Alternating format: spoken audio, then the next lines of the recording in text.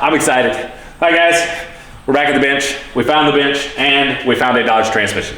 This is a 2011 Dodge Ram 2500 68 RFE that was behind a 6.7 Cummins engine. It has a four-wheel drive shifter that is somewhere behind it that is not currently attached, but that's okay. We are going to take this transmission apart, put it all out here on the bench, and go over what actually failed, why it failed, and how we are going to fix these problems so they don't come back in the future and the customer can live a nice, happy, long life in his Dodge pickup. So we are going to do this a little differently than what we normally do. Typically, we would talk about every component as we take it out of the transmission.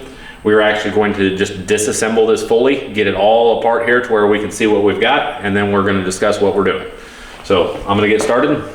Be back real soon.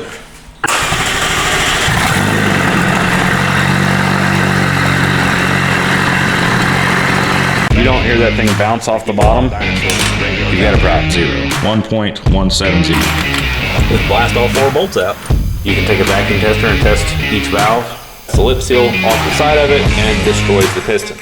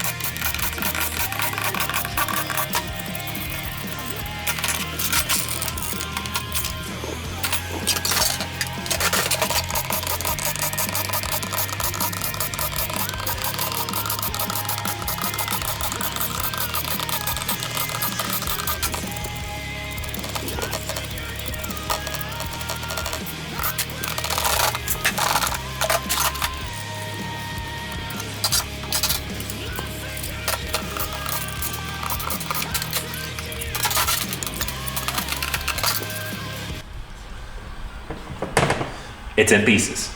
So I'm sure everybody is really enjoying looking at the destruction of the Dodge 68 RFE that is on the table. What we have here is a pretty typical failure for a 68 RFE.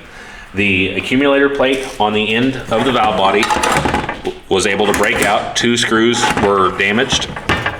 Doing so, it ripped the accumulator seal off of the end of the accumulator and caused a major leak. In the 68 RFE family, we typically see a lot of valve body problems. Some of the biggest problems that we see are with the switch valve right here in the valve body. The casting itself is known for warping, so we will actually flatten this casting and make sure that it is perfectly smooth all the way across. Another big issue is this plate. There are several companies that make different plates for this. We are going to use a Transgo tuneless shift kit in this transmission. It will come with a new plate to put here. The separator plate in a 68 RFE does not come with gaskets on it. Chrysler has been this way for a long, or Dodge, sorry. Dodge, Chrysler, same thing. Same thing, I promise. Either way, Dodge for a long time has not used foul body gaskets. Not a great idea in my opinion, but hey, it works for them.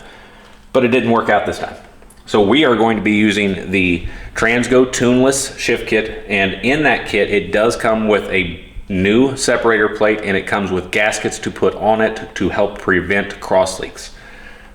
Biggest issue, making sure that these two plates are perfectly flat. If this is going in a high horsepower vehicle, I will typically use a billet channel plate, but this is not a high horsepower vehicle, so we are going to machine our channel plate back to perfectly flat, and then we're going to assemble the two halves.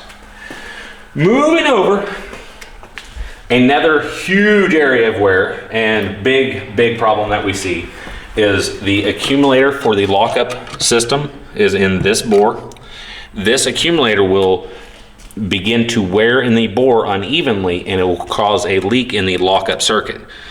After overhaul, I've seen guys with a PO741 or a lockup slip code, and 99% of them that I have dealt with have been because of the bore inside of there.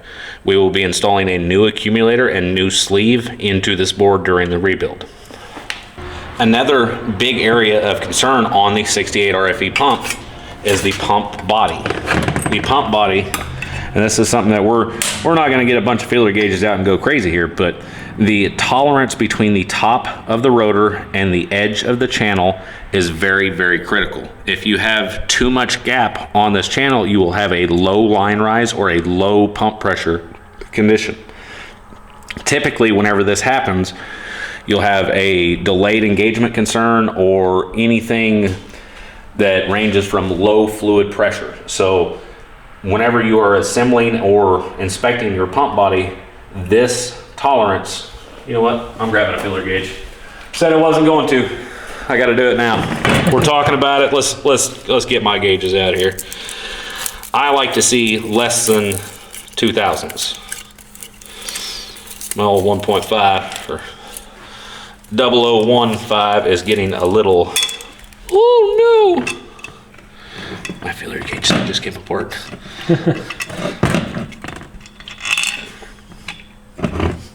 Don't leave part of your feeler gauges in the pump. It's not a good idea. So we will be checking in this area right here. That one's nice and tight, which is absolutely wonderful. Right here we will be checking for drag in between the side of the rotor and the edge of the feeler gauge. As long as it has good drag at a 1.5, I'm really happy with it. That is a, here, let me wipe it off. It's all dirty.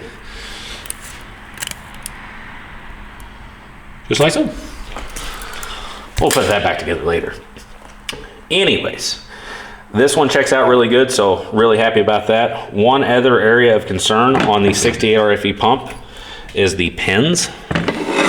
Get that rotor to come back off of there. If the pin or the bore of the pin is wore, the rotor will rock on the pin, and that will cause another really weird low line rise concern. So inspecting those areas is extremely critical to the lifespan of a good rebuild. Moving on over here. Okay, the famous discussion about 68 RFEs is, what are you going to do about the drum? Well, I don't like to use a Sonax drum or a billet input shaft or anything like that in my 68 until we get into higher horsepower. If you do, you suck, that's fine, I don't mind. I'm going to use a stock drum.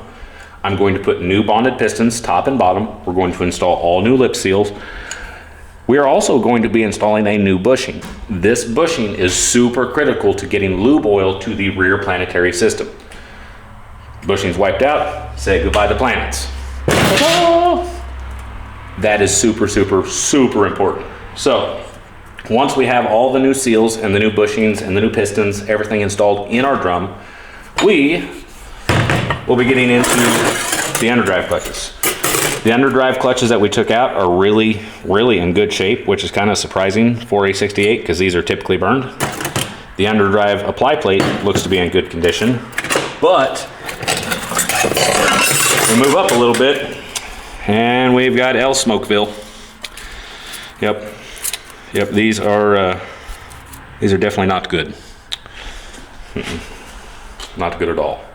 The silver on the friction plate tells you that there is no clutch lining left on there. Just wanted you to know about that. So what we are going to do is we are going to be getting away from the factory stack that we are using right now. We are going to go to a 14 stack, which this right now is a 12. We are going to be installing a new Overdrive apply plate. The Transgo, HD, OVD, however all the letters go there together. We'll get to that later. Has a recessed apply area on the back of the piston to allow for more clutches to be installed inside of the Overdrive section. That will aid in the Overdrive clutch capability of living. On top of that, we got these two little guys. They look pretty nice. These are for reverse. It's amazing. You gotta have all these clutches to go forward, but you only need two to go backwards. I know, I'm just hilarious. So if you always drive in reverse, you only have two clutches you have to worry about if you have to rebuild it. True story. That'd make it a lot easier. Yeah, well, you got the low reverses too. We ain't gonna talk about those. Last part over here we are gonna get to, well, not the last part, but one of the last parts. This little clutch right here, we typically do. Whoa. You stay there, snap rings. You see that guy try to get away from me? Yep. Come here! These clutches we typically do not see a lot of issues with. Same thing, they just don't get used a whole lot. But what we do see a lot of issues with is the second or 4C clutch. 2C or 4C? 2C. 2C. 2C or not 2C? I can't ever remember. 2C, 4C. It's the same to me. So this clutch right here, as you can tell, is very, very burnt. So one of the reasons I think that this clutch is very burnt is that the Overdrive clutch was also very burnt, and this guy attempted to drive it like 85 miles in second gear at about 5,500 RPMs. Done a really nice job of getting home, but he also stopped moving about a block away from his house, so he should have called a tow truck anyways. Either way, different discussion for a different day. We're gonna move on to the low Planet. The front Planet we've taken out, looks to be in great condition. We're not gonna go over how to check a Planetary out because we've done that before, and this one really doesn't have that much problems. But since we're here anyways, we'll talk about it a little bit. So the pins are known for walking on the 68 RFE Planetaries. That one's got some up and down play in it, more than the rest of them. So we've got a washer problem on that one, and that one there. I typically replace the front Planet on every 68 that I do, mainly because of the issues that I have seen with the pins and with the bushings failing and so on and so forth. This Planet is a high failure in my shop. Whether it is all the way around the world, I'm not for sure, but here we put a lot of these in. So let's go to the low guys though.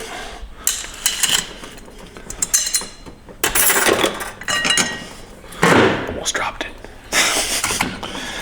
This Planetary appears to be in wonderful condition. Notice the pin does not, or the gear does not walk a massive amount. 25 to 35 thousandths is what the book calls for on this Planetary. One area that I have seen in the past an issue with these Planetaries is brenneling on this gear. You see the shadow right there in the middle of the gear. That is actually the surface hardness breaking down on the Planetary itself, or on the pinion itself. Sorry, I said Planetary. I don't want to move my pick. Can you see? Yeah, kinda. Kinda? Okay. Well, we're at that. So, not a lot of heat or anything like that on the back of the Planet. The pins actually feel like they're in really good condition, but we're starting to see a little bit of brenneling on the gear, so we will probably be replacing that one as well. Last but not least, the Inline sun gear in the bottom. This sun gear is directional. Make sure that if you are assembling one of these, you put it in with this snout facing down. If you put it in like this, the rest of this stuff does not go in. Trust me, it doesn't fit. But that brings us to the final spot. The pins on the low Planet have been known for walking as well. Some people like to TIG weld the back of the pins right here to the carrier to keep it from drifting. I think that is a bad idea. They actually make a swedging tool to swedge the pin down. You put a pin on this end of it, sit it on a flat plate, and then this side of it you will press down with a press and actually wedge the pin together tighter. So that's always an area to be careful of and inspect during a 68 RFE rebuild. So now that we have all this stuff apart, now that we know what we're gonna do, that's it. That's the end of it. I hope you guys have enjoyed our 68 RFE discussion tonight. This one is a pretty typical 68 RFE failure. Once again, the overdrive clutches are completely smoked. The accumulator for the overdrive circuit had blown out of the bore, causing a major leak in the valve body. Our second clutches have been very hot from overuse and misuse of the vehicle, and it's going to need a complete rebuild. So we're gonna see if we can't get this thing all cleaned up and back together and back in the truck. Like, share, subscribe, and see you on the next one.